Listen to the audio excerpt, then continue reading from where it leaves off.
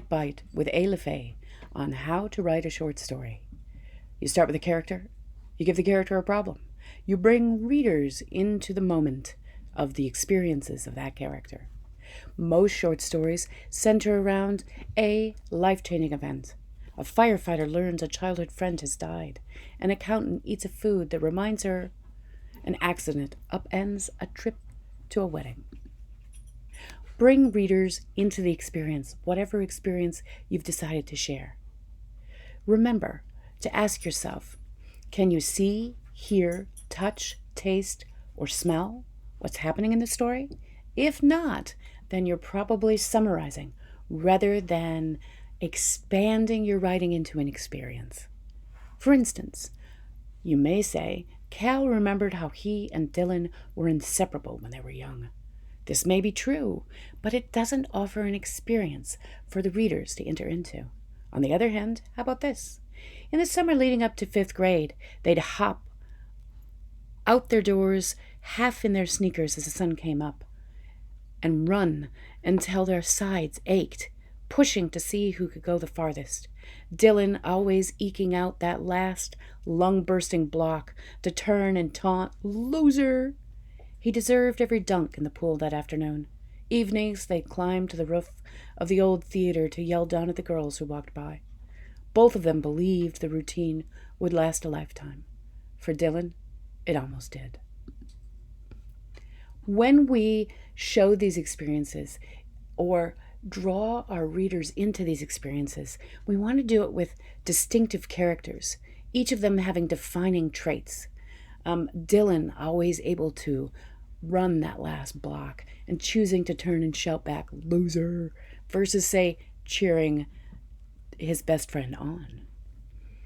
They should have a unique voice, ways they say things that no one else does, ways that they see the world that no one else does.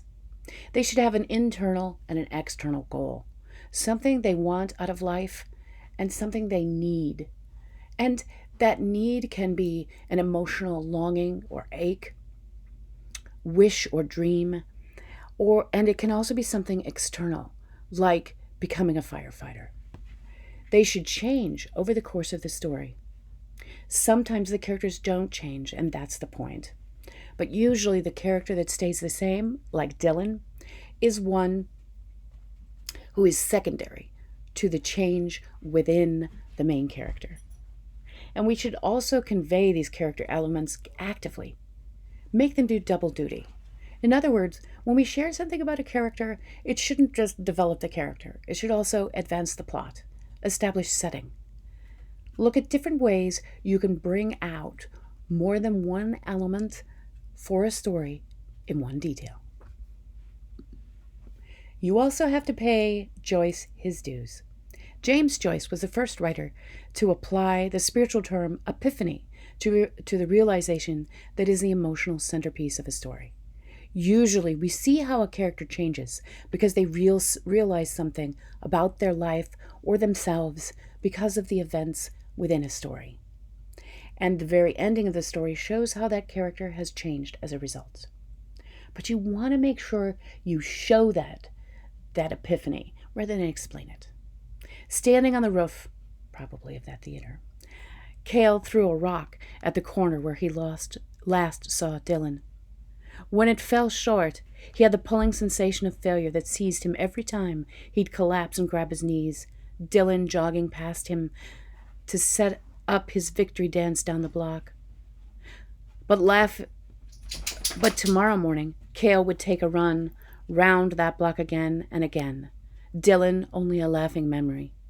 Each one from that summer, another layer of muscle, molecules of endurance that would send him around another block, into another fire, knowing it's not about that damn victory dance. It's about putting your shoes 1 foot at a time and hoofing it until it hurts. When we create stories, we do it centered around a character with a problem and draw our readers into a lived experience that will remain on the page but may linger in their hearts and minds for years to come. This has been a Tight Right Bite with LaFaye.